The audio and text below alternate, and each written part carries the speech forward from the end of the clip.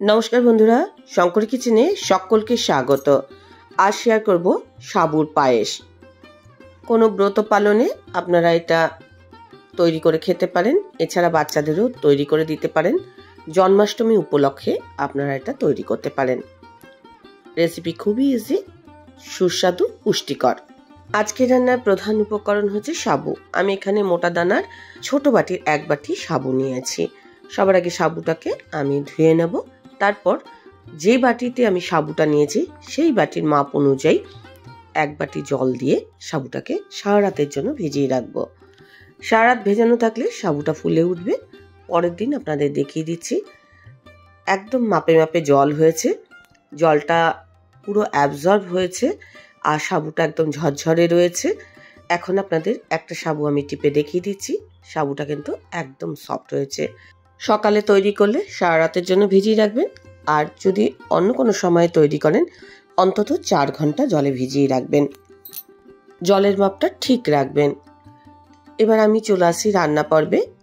ছোট 1 চামচ আমি ঘি দিয়েছি। ঘিটা মেল্ট হয়ে যাওয়া পর্যন্ত আমি অপেক্ষা করব। রান্নার স্বাদ বাড়ানোর জন্য আমি বেশ কিছু উপকরণ ব্যবহার করব। তার মধ্যে আছে কাজু কিশমিশ, 10-12টা কিশমিশ রয়েছে আর 10-12টা কাজু রয়েছে। এগুলো সংখ্যা বাড়াতে কমাতে পারেন, আপনি আপনার চয়েস অনুযায়ী এগুলো ব্যবহার করবেন। কাজু কিশমিশগুলো ভাজা হয়ে গেছে ঘিয়ের থেকে। এখন কাজু কিশমিশগুলো আমি তুলে নিয়ে নিচ্ছি। এদিকে আমি একটা পাত্রে 1/2 লিটার দুধ ফোটাতে দিয়ে দেবো। দুধটা ফোটানোর সময় আমি সামান্য পরিমাণে জল দিয়ে তারপরে ফোটাচ্ছি। দুধটা ফুটুক। আর ঘি যে পড়েছিল একদম অল্পই ছিল, সেই ঘিয়ের মধ্যে আমি এখন সাবুটাকে ভেজে নেব। এখানে ঘিয়ের পরিমাণ খুব বেশি দিতে হবে না, খুব সামান্য ঘি দিলেই এটা একদম পারফেক্ট হবে। জাস্ট এটা একটুখানি নাড়াচাড়া করে নিচ্ছি, এতে সাবুটা ঝরঝরে হবে, একটার গায়ে একটা লেগে যাবে না। আজকের রেসিপিটা দেখার পর আপনাদের যদি ভালো লাগে তাহলে অবশ্যই একটা লাইক, শেয়ার ও কমেন্ট করবেন। বেল আইকন সমেত আমার চ্যানেলটা সাবস্ক্রাইব করে আমার পাশে থাকবেন। বেল আইকনটা ক্লিক করা থাকলে আমার যে কোনো রেসিপি বা আমি যাই আপলোড করি না কেন সবার আগে নোটিফিকেশন আপনার কাছেই পৌঁছে যাবে। সাবুটা যখন কড়াইয়ে নাড়বেন তখন কম আঁচে নাড়াচাড়া করবেন। এখন দেখুন সাবুটা অনেকটা স্বচ্ছ মতো হয়ে এসছে। এইরকম অবস্থায় আমি সাবুটাকে অন্য পাত্রে তুলে রেখে দিচ্ছি। সাবু ছাড়া রান্নায় আরও কিছু জিনিস আমি ব্যবহার করব বলেছিলাম। এর মধ্যে আমি রাঙা আলু ব্যবহার করব। রাঙা আলু দিলে স্বাদটা যেরকম বাড়বে তেমনি এই সাবুর পায়েসটা কিন্তু অনেক পুষ্টিকর হবে। রাঙা আলু খাওয়া স্বাস্থ্যের পক্ষে খুবই ভালো। একটা গ্রেটারের মোটা দিকের অংশটা দিয়ে আমি একটা রাঙা আলু গ্রেট করে নিয়েছি।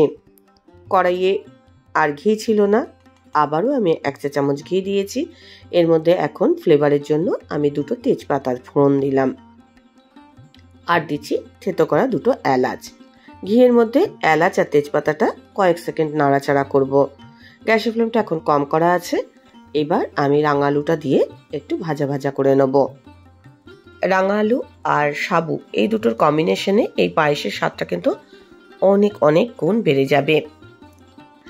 যেরকম মাপে আমি করছি সেই মাপটা দিয়ে আপনারা যদি করেন তাহলে কিন্তু এই পায়েসটা পারফেক্ট হবে এবং সুস্বাদু হবে। রাঙা আলুটাও কম আছে আমি ভেজে নিচ্ছি, আর ভাজতে ভাজতে এটাও কিছুটা কুক হয়ে যাবে। দেখুন এখন অনেকটা কালার চেঞ্জ হয়ে গেছে। এদিকে দেখুন দুধটাও কিন্তু ফুটে উঠেছে। দুধটা ফুটে ওঠার পর এর থেকে আমি 2-3 হাতা দুধ আলাদা করে সরিয়ে নেব। দুধটা ঘন করে জাল দেওয়ার প্রয়োজন নেই, জাস্ট দুধটা ফুটলেই হবে। এই যে দুধটা আমি সরিয়ে রাখলাম, এই দুধটার মধ্যে আমি 10 টাকা দামের একটা গুঁড়ো দুধের প্যাকেট গুলে রেখে দিলাম। এবার আলুটাও কিন্তু ভাজা ভাজা হয়ে গেছে। এখন আমি ফুটে ওঠা দুধটা দিয়ে দিলাম, আর এই দুধের মধ্যে এখন আমি আলুটা সেদ্ধ করে নেব। রাঙা আলু খাওয়া কিন্তু স্বাস্থ্যের পক্ষে খুবই ভালো, এছাড়া সাবুও খুব স্বাস্থ্যের পক্ষে খাওয়া ভালো। এখন আমি সাবুগুলো দিয়ে দিচ্ছি। সাবুগুলো এখন কিন্তু মনে হচ্ছে যে একসঙ্গে জমাট বেঁধে আছে, দুধে পড়লে এটা কিন্তু একদম ছেড়ে যাবে, কারণ এটা ঘিয়ের মধ্যে একটু নাড়াচাড়া করে নিয়েছি। রাঙা আলু আর সাবু কিন্তু হাফ কুক হয়ে আছে দুধের মধ্যে। এখন এটা ফুটিয়ে নেব, আর যতক্ষণ না রাঙা আলু আর সাবু সেদ্ধ হচ্ছে ততক্ষণ পর্যন্ত এটা ফোটাবো। মিডিয়াম টু হাই ফ্লেমে এটা ফুটিয়ে নেব। আর এর মধ্যে কিন্তু এখন তেজপাতা, এলাচ এগুলোর ফ্লেভার খুব ভালোভাবে মিশে গেছে। দরকার পড়ে এই সময় তেজপাতাগুলো সরিয়ে দিলেও হবে। আর যদি মনে করেন তেজপাতা রেখে দেবেন, সেটা করলেও কোনো অসুবিধা নেই। এখন আমি একটুখানি চেক করে নেব রাঙা আলু আর সাবুটা সেদ্ধ হয়েছে কিনা। আলু আর সাবু থেকে এখন স্টার্চ ছাড়তে শুরু হয়ে গেছে, তাই দুধটা কিন্তু অনেক ঘন হয়ে গেছে। এদিকে সাবু, রাঙা আলু দুটোই কিন্তু ভালোভাবে সেদ্ধ হয়েছে। আমি যে গুঁড়ো দুধটা গুলে রেখেছিলাম এখন সেটা দিয়ে দিলাম। রাঙা আলু তো মিষ্টি থাকে, এছাড়া গুঁড়ো দুধও একটু মিষ্টি মিষ্টি ভাব থাকে। গুঁড়ো দুধ দেওয়ার ফলে এখন কিন্তু এই যে সাবুর পায়েসটা আরও ঘন হয়ে যাবে। এই সময় দেখছেন এখন পাতলা আছে। এখন এইরকম অবস্থাতেই আমি কিন্তু চিনি অ্যাড করব। এখানে আমি 60 গ্রাম চিনি অ্যাড করেছি। এই চিনিটাই পারফেক্ট মাপ। যদি আপনি মিষ্টি কম খেতে ভালোবাসেন তাহলে একটু মিষ্টি কমিয়ে দেবেন, আর বেশি খেতে ভালোবাসলে আর একটু বাড়িয়ে দেবেন। পায়েসটা একটু পাতলা পাতলা অবস্থাতেই নামাতে হবে। খুব বেশি ঘন করলে তাহলে কিন্তু যখন এটা ঠান্ডা হবে তখন অনেকটা ঘন হয়ে যাবে আর আঠা আঠা মতো হয়ে যাবে। এখন আমি কাজু কিশমিশগুলো দিয়ে দিচ্ছি। আর কাজু কিশমিশগুলো দেওয়ার পর গ্যাসের ফ্লেমটা আমি অফ করে দেবো। আর এই পায়েসের ঘনত্বটা এইরকমই থাকবে। এর থেকেও পাতলা করতে পারেন, কিন্তু এর থেকে বেশি ঘন করবেন না। আপনাদের একটু দেখিয়ে দিচ্ছি এটা কেমন পাতলা থাকবে। এরকম পাতলা আপনারা নামাবেন।